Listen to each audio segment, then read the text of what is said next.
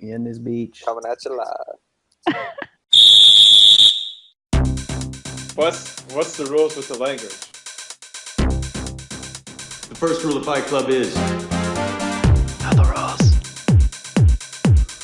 second rule of Fight Club is You gotta know the players. third rule of Fight Club. You know something? You really just gotta know the rules. Fourth rule. You still gotta dribble, my man. Fifth rule. You can look as goofy as you want. Sixth rule. No shirts, no shoes. Seventh rule. Justice will always be served, folks. And the eighth, final rule. And you gotta know the rules. You gotta know the rules.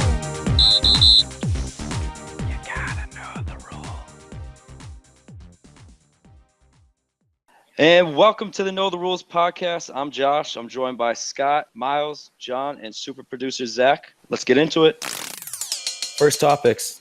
NFL Conference Championships for this past weekend. We had Pats Steelers, Packers Falcons, and it's going to be the Pats and the Falcons in the Super Bowl. Let's start off in the AFC. We had the Pats taking on the Steelers, and I'll tell you what, boys, it really wasn't much of a game at all. The Patriots, I think as expected, dominated the Steelers. Pretty much showed that their defense is legit after people talking how they haven't been tested by the actual quarterback, and I think they proved everyone wrong. Scott, what do you think about the game? So first of all, first thing I'd like to say here, as we all know who went down in the first half. The Steelers' whole team. The man, Le'Veon Bell. If he didn't go down, I think it's a much better game. I'm not saying the Steelers would win, but much better game, and that's what the people wanted to see. Wasn't there last weekend. Pretty good game by the Pats, can't lie. And yeah, Le'Veon, you gotta miss him. Yeah, I agree, but the Pats are only missing the biggest offensive weapon in the NFL, so can't really complain.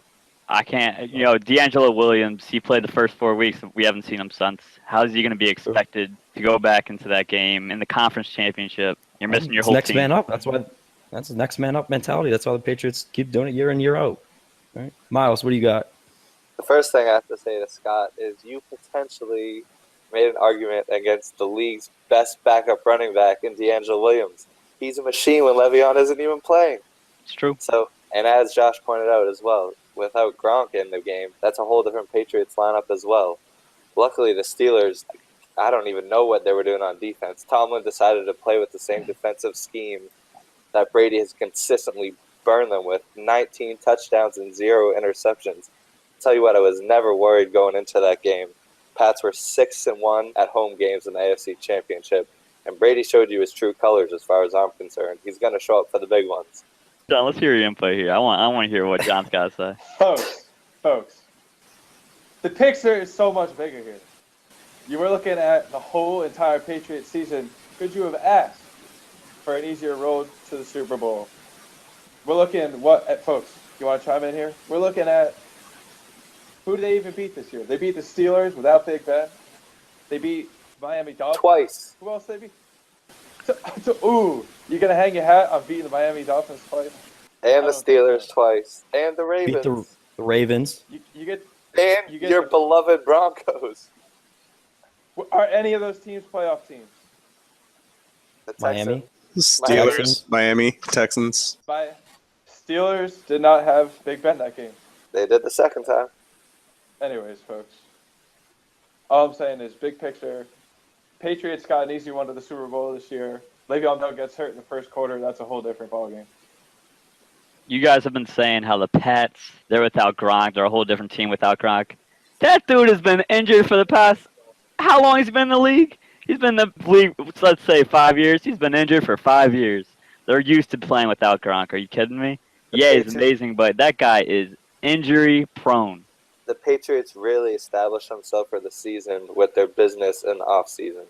If you look at it, a signing is Martellus Bennett, getting Chris Hogan, who showed up in the big games. All those guys that went under the headline. And it was simple as that. And that's what you call good business. That's why Belichick's the best in the league. Great Martellus Bennett move. They knew Gronk was going to get injured. It's a great move by them. Can't fault them for it.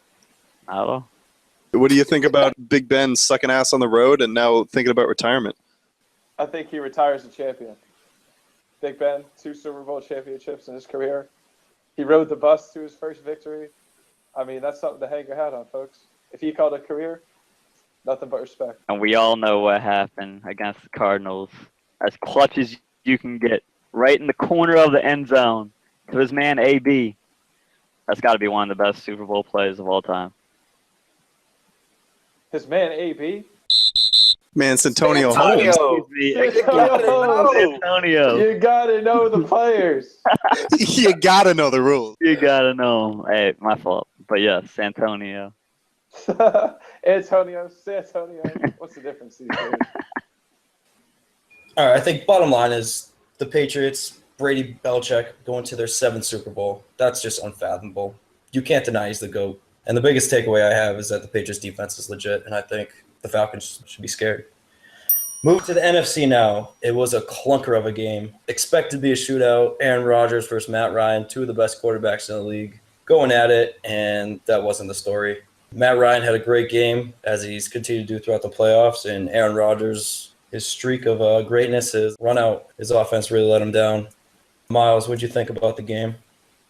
I would have to agree with you that it was definitely a barn burner that did not live up to expectations, as was a barn burner one way. Matty Ice, I was rooting for him all the way. It's about time he showed up in the big games, and he definitely did so. I also don't think you can put this all on Rodgers when you're looking at he's throwing a Geronimo Allison. Jordy Nelson is weaving his way around with stuff all along the side of his Wait, ribs who's the from his- Geronimo guy? Geronimo Allison, third receiver. Unbelievable. Devontae Adams almost didn't even play. I mean, he is playing with some banged-up commodities. Doesn't have a running back. You have to feel for Rodgers there. But like I said, at the same time, give the Falcons defense credit. They fumble recovery, and interception of Rodgers. For a defense that's 26th in the league and you don't think much of, they put pressure on. They even had 2 sacks. And Rodgers is as mobile as it gets, so that's definitely going to pose some problems for Brady. They're clicking at the right time, in my mind. Yeah, I agree. I think it was pretty apparent Aaron Rodgers is surrounded by garbage. I give him credit for even making it that far. Beating the Cowboys was quite the accomplishment. John, what did you think about the game? First of all, surrounded by garbage. I guess I could see it. Jordy Nelson being injured and whatnot. Let's not forget who he was playing when he got injured, but that's another story for another day. Yeah, not much of a story here for this game. Atlanta just blew out Aaron Rodgers and the Packers, who were on a hot streak, but then sort of had to limp it out towards the end here. So, I mean, I think they'll be right back there next year, but Atlanta's a team of destiny this year, folks. I couldn't agree more with John right there. Atlanta is a team of destiny. Like you guys were saying, Myles, you made a great point. Aaron Rodgers, one of the best quarterbacks in the league. But you also made the point that the Atlanta Falcons defense held the hottest quarterback in the NFL to basically nothing. The Packers offense, non-existent. They've been injured. They've been scrapped up, throughout the whole playoffs, and they were killing it. But Falcons D held their own, and that's why they're going to the Super Bowl. But let's be honest, the real offense, the real reason why they're going to the Super Bowl is because of that offense. Matty Ice is just too good. Julio draws so much attention. Then their number 2, Sanu, had a hell of a game. Falcons are looking pretty good right now, boys. Yeah, they're looking good. I mean, the thing is, the Packers' secondary is garbage. Julio, he just like Darius stiff-armed. Gunter covering Julio Jones one-on-one. I literally think John up there and he would do better. No, I was let's not just about to go say too far. Let's not go too far. I give credit to Aaron Rodgers for making that far, but I never thought. I mean, you'd think it'd be a shootout versus that defense, but I mean, the Falcons did get pressure on the edge. I think they're going to have the Defensive Player of the Year potentially with Beasley out of Clemson. You never know. I mean, it's his own defense. Tom Brady's had good luck. It's the same defense that he played against in the last Super Bowl with no names. And I think that's a game changer as we look forward to the Super Bowl. Dan Quinn is the defensive coordinator that Tom Brady defeated 2 years ago, and now he doesn't have arguably the 2 best safeties in the league at his disposal with Chancellor and Thomas. It's going to be a different story playing zone. Exactly. I think Dan Quinn, he can't take the Mike Tomlin approach. Mike Tomlin didn't adjust at all and thought he could play Tom Brady straight up. He didn't scheme for the game at all. I'm hoping Dan Quinn's going to kind of adjust out of that zone defense that Tom Brady has figured out at this point. I mean, he's played well against the Seahawks last 2 times played him. I don't know, folks. I think Tom Brady gets the Super Bowl jitters these days. Super Bowl jitters. It's his 7th in Super Bowl. If anyone's getting Super Bowl jitters. 7th Super Bowl, but his 2 closest calls were his 2 past games. That's all I'm saying. What? I think he's going to have the jitters. John, shut up. Wait. Explain yourself. We're all gonna have to shut you down. How did he just have jitters last game? They whooped the Steelers. What are you talking about? Unbelievable. John, you gotta know the rules. God clearly has no idea what the rules are. And let's not forget, Tom Brady is trying to redeem this 4-game suspension and get vengeance against Roger Goodell, a.k.a. Adolf Hitler. You could make the case that is the biggest storyline going into this game. Even Joe Thomas has mentioned, everyone out there wants to see Roger Goodell hand the trophy to Tom Brady. There's no way of avoiding it. That is the best form of poetic justice. All right, so moving over, let's continue with the Super Bowl talk. Let's face it, this isn't really the matchup we wanted. The storyline could have been Brady Rodgers. People would have loved that. Pats Cowboys, 2 classic franchises. Pats Giants 3 would have been interesting. Even Pats Seahawks rematch. This game just, I don't know. It's more like Tom Brady versus Roger Goodell featuring the Atlanta Falcons rather than the Patriots. I can't believe you're gonna make this about Roger Goodell. I think the people would agree with me that they want to see the number 1 offense continue to dominate the league. The Falcons are headed to Houston because of their offense. They're going to light up the Patriots defense. I don't care. Bill Belichick has 2 weeks. He's not going to be able to stop Julio. No one has been able to stop Julio. And if they do, we saw what happened last week. Like I said, Mohamed Sanu came up big. There's no way they're going to be able to stop Atlanta's offense. No, it's fair. This is the 8th time in Super Bowl history that a number 1 scoring offense has gone against the number 1 scoring defense.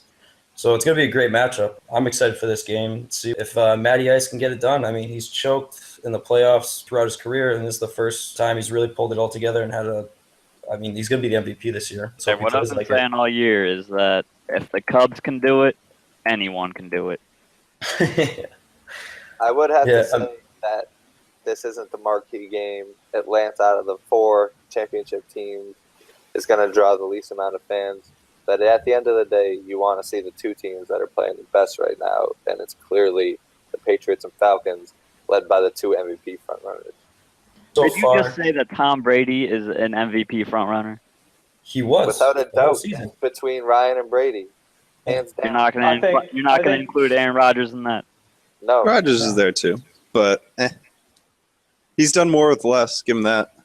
Brady was the MVP until the last week of the season. That's when everyone kind of shifted over to Aaron Rodgers. I mean, if you listen to anything, it was all Tom Brady all season. And then Matt Ryan had another good week, and he was first-team All-Pro. I mean, he's obviously the MVP. Tom Brady was second-team All-Pros, pretty split. Had Brady not missed the first 4 games, he had like the best touchdown-interception ratio in league history. So it was pretty much a toss-up. He plays those 4 games. Maybe it's different.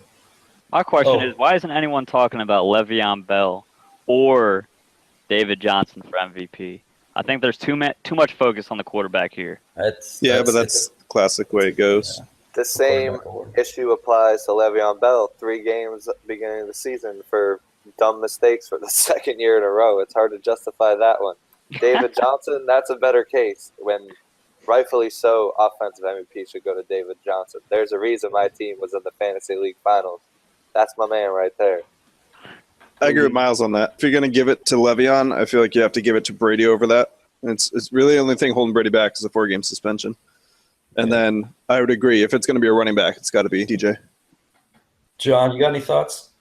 Yeah, I don't think you could give Tom Brady the MVP. It's as simple as that. And the reason being, it's not an even playing field. It's 12 games. Yes, he had to serve the suspension. Yes, to some degree, maybe that's enough punishment. But I don't see it as punishment. I see it as just being plain old fair. I mean, think about it. What does Matt Ryan get to throw out his worst 4 games and say, here are my best 12 games? No, I don't think it works that way. Yeah, but Brady didn't throw out his 4 worst games. He just didn't play them. I know, but there's much better chance in a 4-game longer season that you have more bad games. I don't think that precedent should ever be set. If someone doesn't play 4 games in a season, shouldn't be MVP. Simple as that. It's a point. Yeah, you can make that point. So far, the Patriots are the early 3-point favorite in Vegas. So far, 70% of the money in Vegas has gone on the Patriots, so they are an early favorite. Now, do you know if that is just straight up on the Patriots pick 'em, or That's the Patriots at the line. The Patriots are they're favored by 3, and people are taking the Patriots and the points. gotcha? All right. So I'm sure the line's going to move. Vegas tries to Vegas is probably licking their people chops at that. put money on the game early. But hey, guys, it's the Super Bowl. The Super Bowl's better with Tom Brady, just like golf's better with Tiger Woods. And guess what, folks? Tiger Woods is back, baby. The Farmers Championship this weekend at Torrey Pines, where Tiger Woods has won 8 times, most famously the 2008 U.S. Open. John, I know you're a big Tiger guy. What are your thoughts?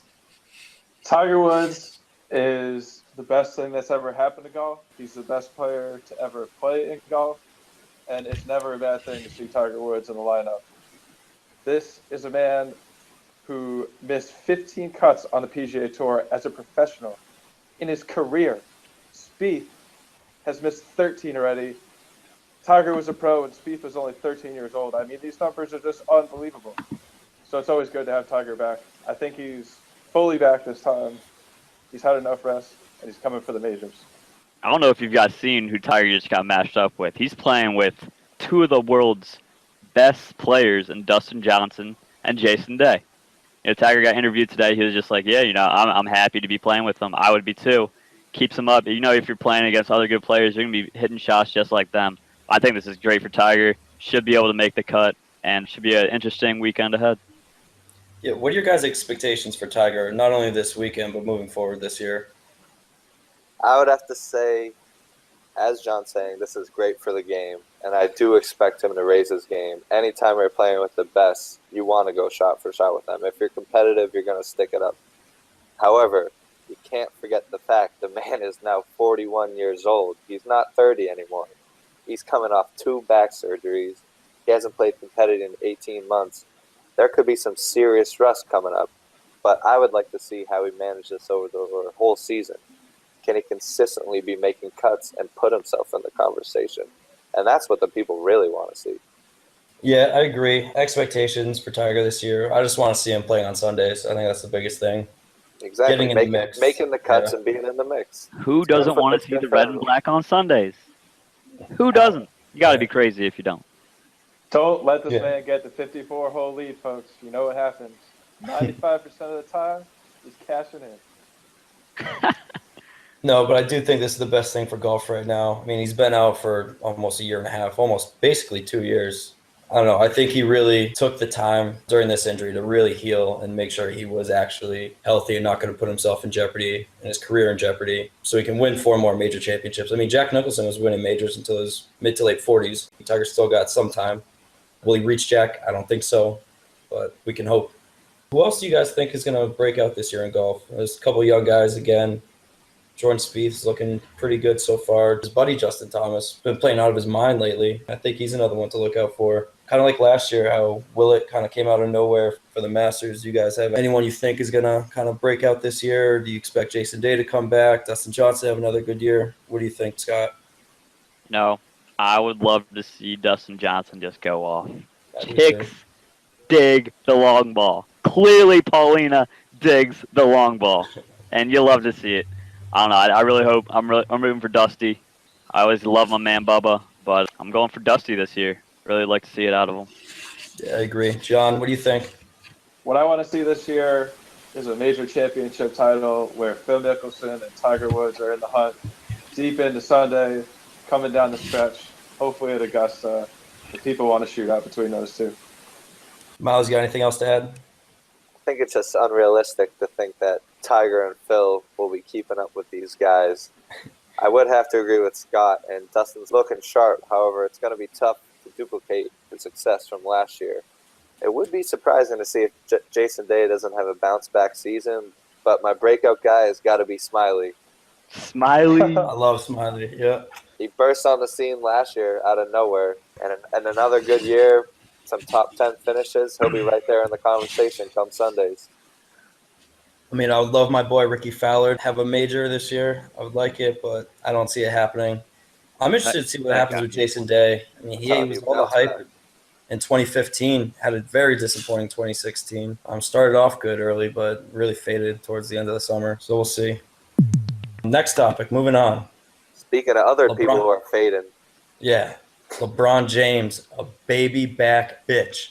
So the Cavs are in the middle of a bit of a losing streak. I think they've lost like 5 of the last 7. And when things go bad for the Cavs, LeBron immediately starts whining like a little bitch he is. And he goes out and claims the Cavs have no depth. They need players. They're top heavy. They have him, Curry, and Kevin Love. It's like, dude, this is your team. You picked your team. He's complaining about depth. It's the same exact team that won the championship last year. So you're telling me Matthew Dellavedova was the difference maker? That's the only guy they lost. I mean, J.R. Smith's out right now. This guy goes ahead, like subtweets his team. He said on Twitter, "I'm not mad or upset at management because Griff and staff have done a great job. I just feel we still need to improve in order to repeat, ...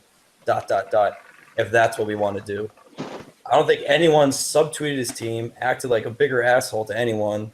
I mean, the dude's got to step up and look himself in the mirror. Does anyone else feel as strongly about LeBron as I do? Because I can't stand this guy.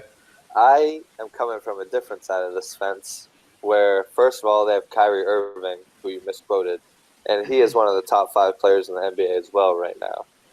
This is a regular season, folks. They're still in first place in the East. Be the number 1 seed, get home court advantage. The playoffs is where you have to shine. Yeah, LeBron shouldn't be doing this. I completely agree. He forced a trade for Kyle Korver. Kyle Korver's there, and nothing's changed. And now, quote, he's asked the front office for a playmaker. Well, if you ask me, Kyrie and LeBron are 2 of the best playmakers in the league. What else do you need?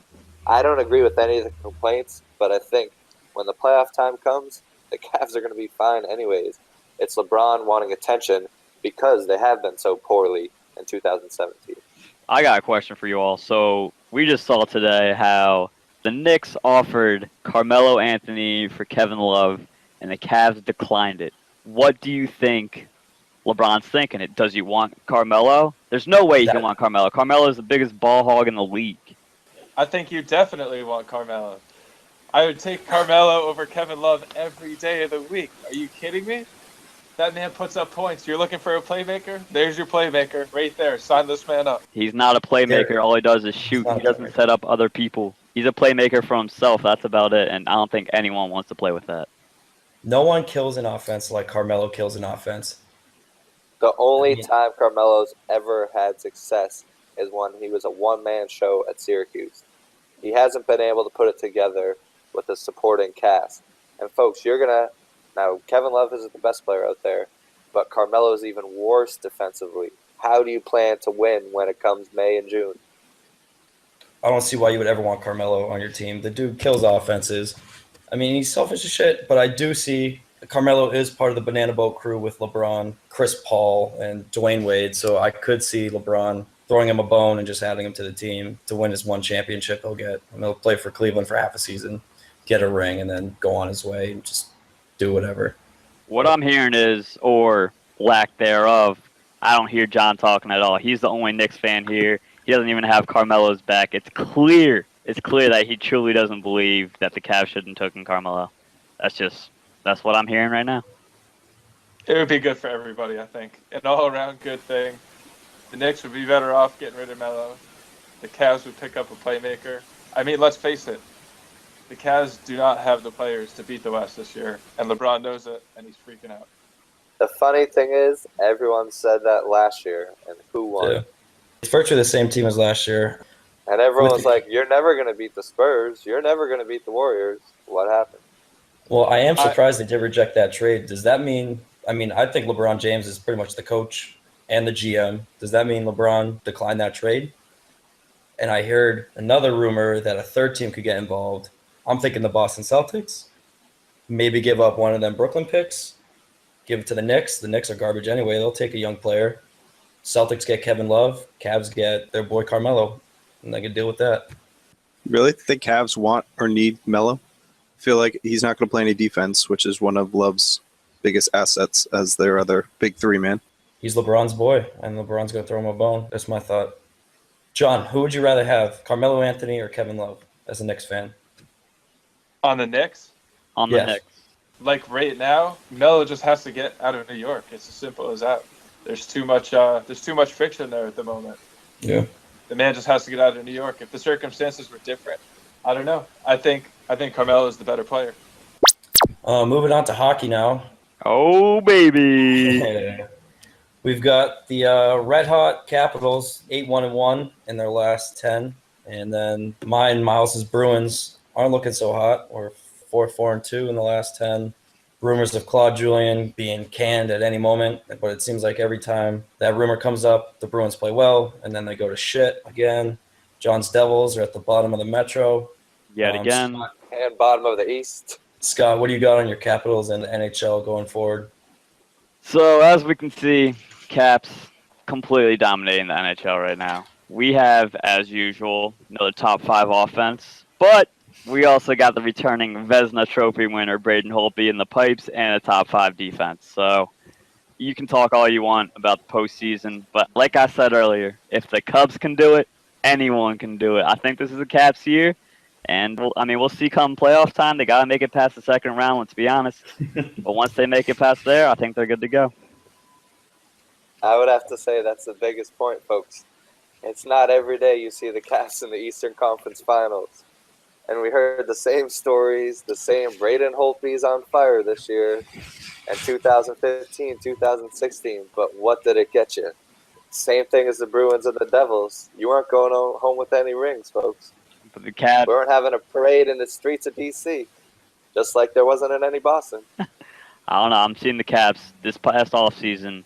I think they took a long look in the mirror. Ovi, Backstrom, they've been on this team for long enough. They took a long look in the mirror knowing that they're not going to have this team together. They just picked up Lars Eller. They just picked up Taylor Chorney. He's looking good. I will have to say being on top Metropolitan Division, being on top there is a huge statement because it's clearly the best division in hockey. Hands down, no argument. Folks, I don't have much to say about the Washington Capitals this year. They're number 1 in the league, Scott. Is that right?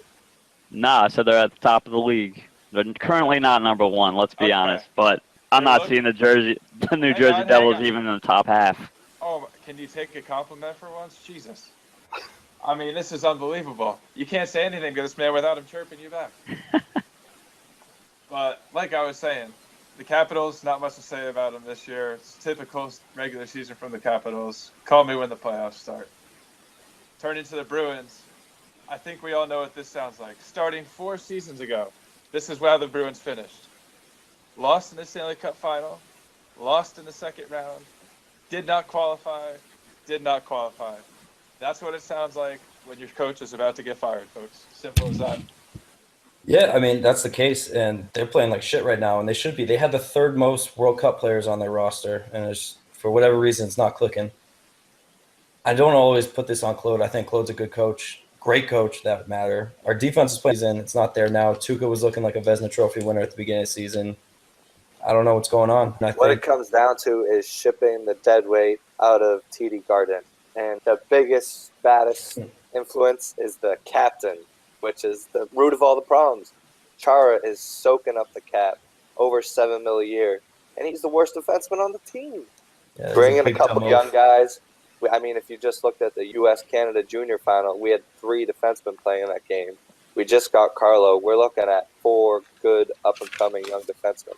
We don't need the likes of Chara and McQuaid.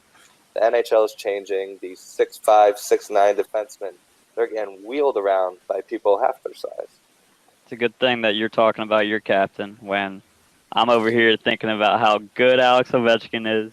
I don't know. He'll be saying something to Wayne Gretzky eventually. What about how unetched his name is in the Stanley Cup? Time will tell there, boy. We know. I know you're sitting over there just shaking because your Devils are nowhere to be found, and the Caps are at the top of the league. Scott, even a blind person could confirm that Alex Ovechkin's name is not on the Stanley Cup. You could run your fingers all over that trophy and not find his name. You won't be talking for too long. I can guarantee that. All right, Scott, question. So the Capitals are obviously going to the playoffs. I mean, I don't think there's any debate there. Does their past scare you a little bit? And Ovi has disappeared in the playoffs almost every year. The thing is, people say Ovi disappears. He's averaging more than a point a game. He's there every single game. He's making his name. When the game's on the line, where is Ovi? You're right. I remember going, I think it was about 4 or 5 years ago, in D.C., Game 7, round 2, of course, New York Rangers. No and kidding, it was round we 2. get There's never 4, been a round we 3. lose 4-0. They got to perform. They got to get clutch. Like I said earlier, I think they looked themselves in the mirror. I think we got a good shot at Stanley Cup this year. I will say I heard the same story last year, so I think we'll all be intrigued to see how this shakes out. And don't forget, the Bruins are still in third in the Atlantic, folks. There's hope. Yeah. Once Tuukka gets hot again, we're riding one of the best goalies in the league. Anything's possible. Yeah, the one thing True. that scares me. Especially when you're riding the Vezina.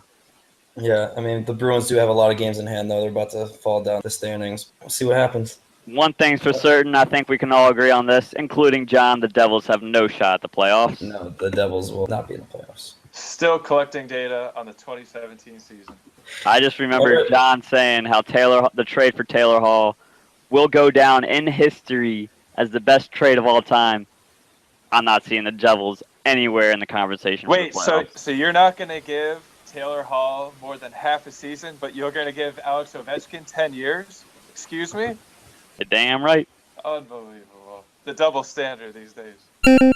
All right, I think that's it for hockey. Moving on to college basketball. We've had quite the week so far. Woohoo! 18 West Virginia over number 2 Kansas. Number 1 Villanova lost to unranked Marquette. Tennessee over number 4 Kentucky. Keep going. Biggest surprise of all, I think NC State over number 17 Duke. Who said they're surprised by that? Duke without Coach K have been struggling, especially after all the talk of Duke coming into this year with such a strong freshman class. Haven't really been getting the job done so far. Scott, what are your thoughts on college basketball so far? So clearly Duke can't play without Coach K. It's simple. They're 2-3 without Coach K. There's nothing else to say. No wonder. No reason why his back is killing him. He's been carrying them for years. And we can clearly see what they can't do or what they can do without him. Clearly nothing. So, I mean, it was pretty funny. I was laughing to myself when Duke was, number 1, bar none, number 1 team in the league or in the country. Now they're 17, just lost. Maryland's about to jump them next week. Yeah, it's going to be great. Terps looking good. Duke's looking bad. It's great time of year. All right, I think looking forward just to mention Gonzaga's going to move into number 1 now. They're still undefeated with the Villanova loss. Myles, the resident Duke fan, what do you have to say? I'll start this from the beginning. When I was talking to Scott Monday morning, looking forward to our week of games, I said one thing, and I said, look at NC State's roster. Dennis Smith Jr., don't overlook him just because he's on NC State. I mean, this man was Gatorade Player of the Year in North Carolina, 5-star recruit. He's projected to be a top 10 pick. And what does he do? Lights Duke up. Fair play to him. Duke didn't play. Grayson, he must have been shooting for the other side of the court. I don't know what he was doing over there. Wang. Harry Giles has yet to fit into the team. He doesn't even look like a ghost of himself. We only got Tatum playing. We have got Kennard. Give credit to Emile and Matt Jones for trying to make it all mesh, but it's just not working. Having Coach K out is killing you. There's too many storylines going on. Grayson did it to himself, did it to the team. Luckily, we're talking about the end of January. The only thing that matters is the end of March. We still got 2 months to right the ship. There's so much talent on this team and experience, leadership from Jones and Jefferson. Emile Jefferson's the most valuable player in the country, hands down. And when this guy gets on a roll, like he started the year, we were missing all 3 freshmen. He was a double machine. Once we get it all flowing, I'm not worried. Got plenty of time. I got a question that Emile Jefferson, most valuable player in the country. Said one of the most valuable, no doubt. One of. Then you got to put Melo Trimble in that conversation as well. But at the same time, like you said, Duke does have a lot of talent. They can right the ship. I don't know what the word is on Coach K. If he comes back, I'm not writing Duke out. I hate to say for a month. There you have it. He'll come back in March. You never know what's going to happen. I hate to say it. But let's be honest. Gonzaga's looking good. Villanova's still looking good after that loss. West Virginia's looking good. It's going to be quite the march ahead of us, boys. I'm going to tell you this. Every year, if you look at the same things, I'm taking Baylor, West Virginia right off my board. The only team in the Big 12 that ever shows up in March is Kansas. If you've looked at Baylor the past couple years, choked. West Virginia only wins when they press like a mug and get all these turnovers. When they don't, they lost 2 games before they played Kansas. I'm pretty sure John Nolan was the only person in the country last year who had Baylor winning the whole national championship. And how's that work out? Folks, you got to think outside the box sometimes. Outside of the box. That's how I had bad him it going is. far. I don't think I had him winning. I had him going far, though. John, as the only UConn fan in the group, how your boys looking Nothing this much. year? Nothing much to say on UConn. As 9-11. usual. I will give Not John looking the like benefit of the doubt there, though. Tons of injury spells. Tough year. They'll come back stronger next year. It's a very well-known program. Yeah, well-known program. Always seems to find these one-hit wonders, man. Kemba Walker, Shabazz and the boys. They always find a way to pick up the names. Sometimes they do it through winning the Big East. Sometimes they're just dirty. But this year, it's not going to be their year. And this year, if they were to win, it would be the American Conference, not the Big East. Not the That Big is East. for sure. And one thing we cannot forget to mention, folks. Let's talk about, they might even be my favorite team. Sorry, Terps. Florida State Seminoles, the best team to watch in the country. They got some guys. They got some guys from Nigeria. They got Bacon. They got everything they need. If you got Bacon on your team, you're good to go. Florida State is a team to watch out for. I know they lost to Georgia Tech tonight. Shocker. Huge shocker right there at Georgia Tech. You never know what's going to happen. I'm telling you, come March, look out for these Seminoles. They're looking good, folks. And Scott just made the argument there again, folks. The ACC this year. ACC in every sport. It is something to write home about. Tech, 12-8, still beating the number 6 team in the country. This conference is so deep. We got the Pittsburgh Panthers, second to last place, 1-6 in the ACC. Go on the road and beat the Terps. It's all possible, folks. You know, I'd hate myself. First episode of Know the Rules. If I didn't mention Grayson Allen going out there and tripping fools left and right.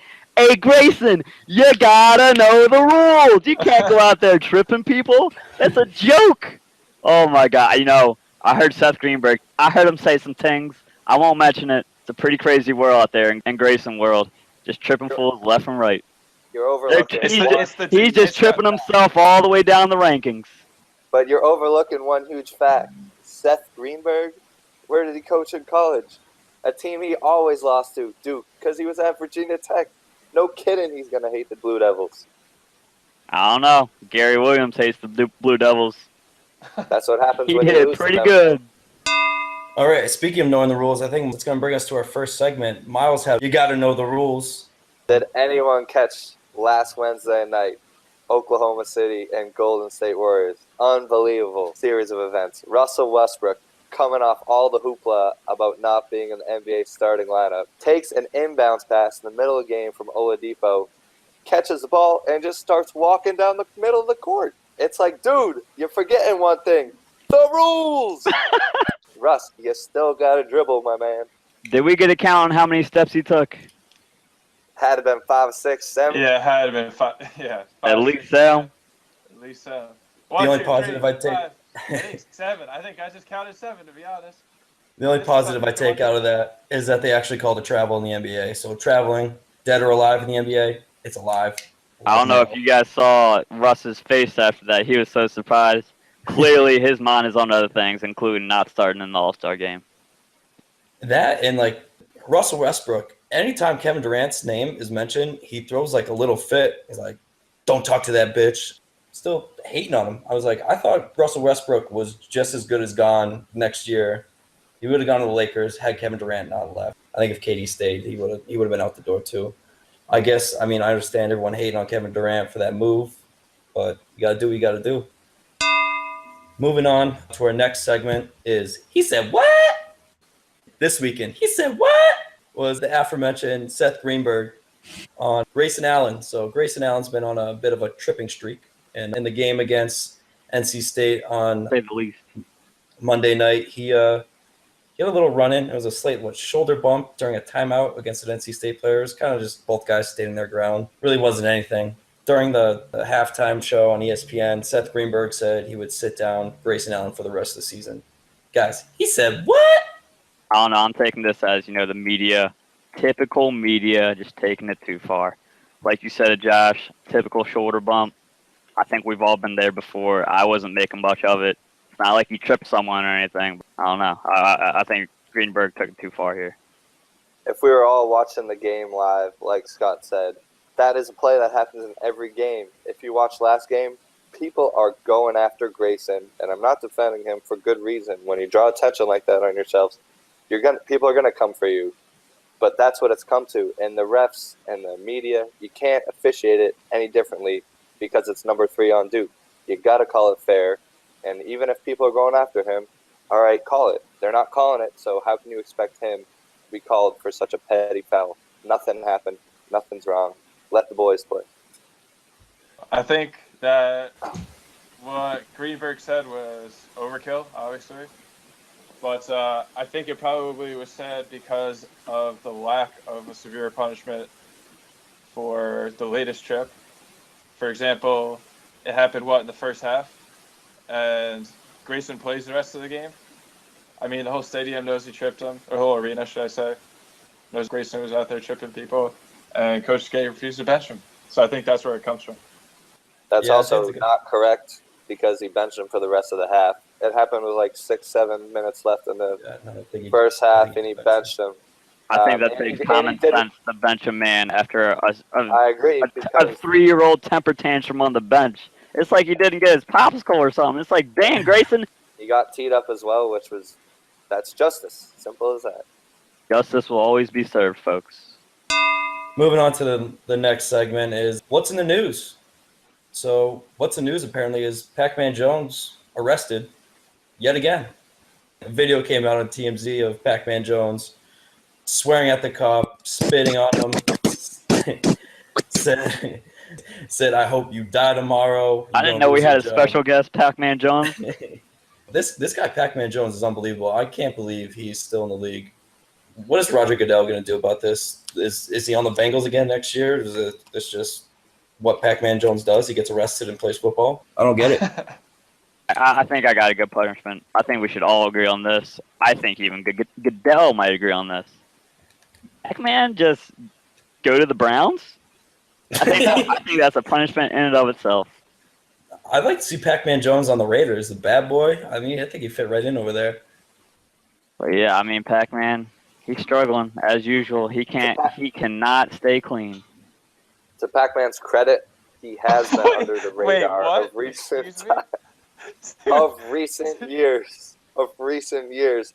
The Cincinnati Jailbirds have been a little better until obviously his latest misstep.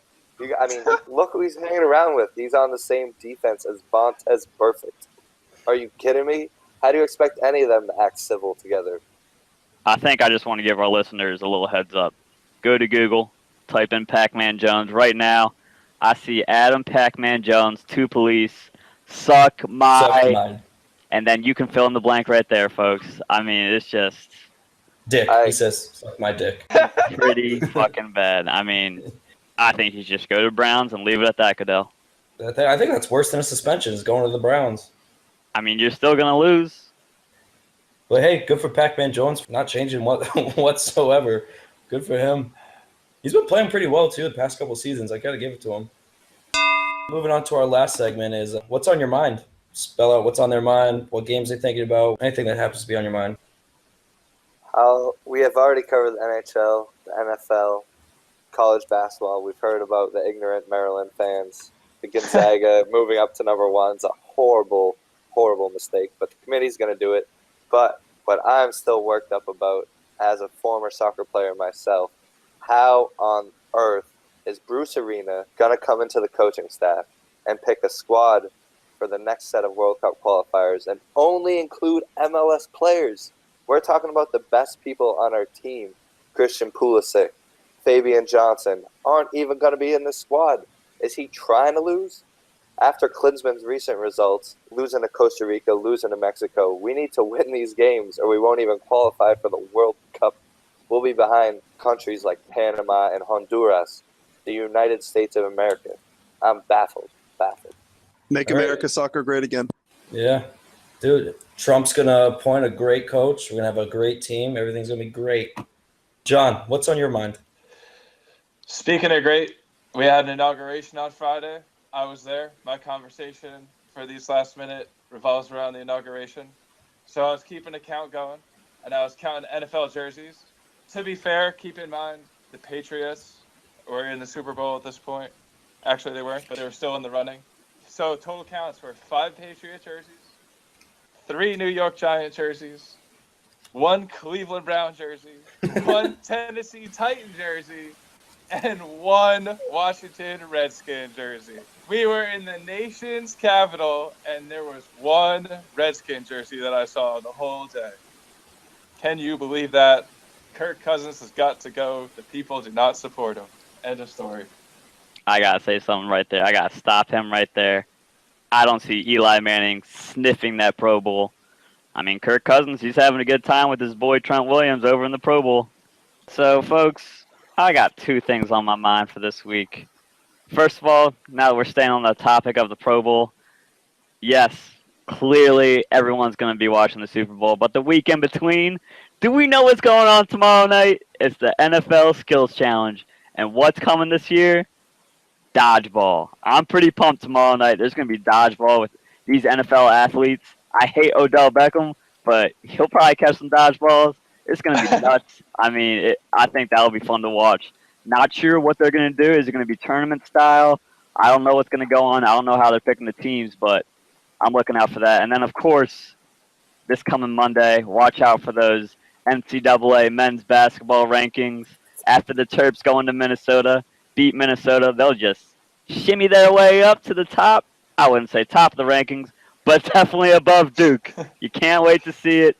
Tune in Monday. Rankings come out. Duke, they might even fall out without Coach K. 2 and 3 in the last 5. I mean, I'm pretty pumped to see the Terps just jump over the Blue Devils. It's going to be hard-pressed to have Duke fall out of the top 25 when they have lost at Louisville, at Florida State, and against Kansas. Those are 3 teams that Maryland hasn't even come across even the same precedence level of talent. Maryland has yet to play what just a happened ranked in Cameron team. Indoor? Maryland has yet to play a ranked team. All the Big Ten has to offer is Wisconsin. If Maryland beats Wisconsin, then I'll start talking Maryland. But until then, play someone. If Gary Williams was for real, you have non-conference games for a reason. Your conference is weak this year. Play someone else. And look what happened in the ACC Big Ten Challenge. Do we need to remember?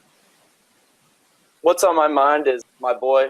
I was a huge Johnny Manziel guy coming out of college, and we all know the Johnny Manziel story so far. The boys kind of fallen off the face of the earth, but he claimed his comeback. It started last week. So came out and said I was kind of a douche in 2016, and I got lost in the sauce.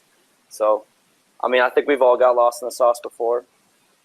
But, hey, what are you going to do? I think Johnny Manziel, if he can get addicted to working out and playing football just as much as he was to cocaine last year, I think he's going to be trended in the right direction. He's already smart, went to the Pats game this weekend, tried to learn from the best. And he's been posting everything on Twitter, Snapchat, Instagram, him working out. And I think if he keeps it up, keeps sober, I don't know if he has been, but I think he'll be back in professional football next year.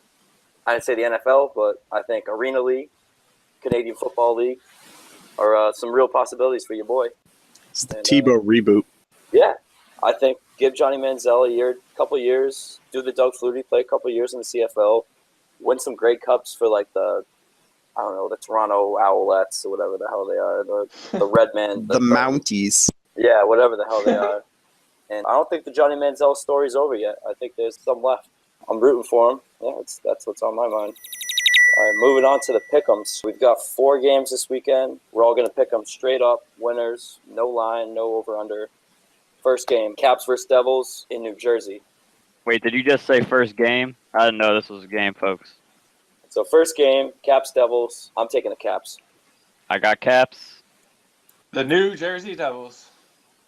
It's hard to bet against the Caps right now, folks. Caps all the way.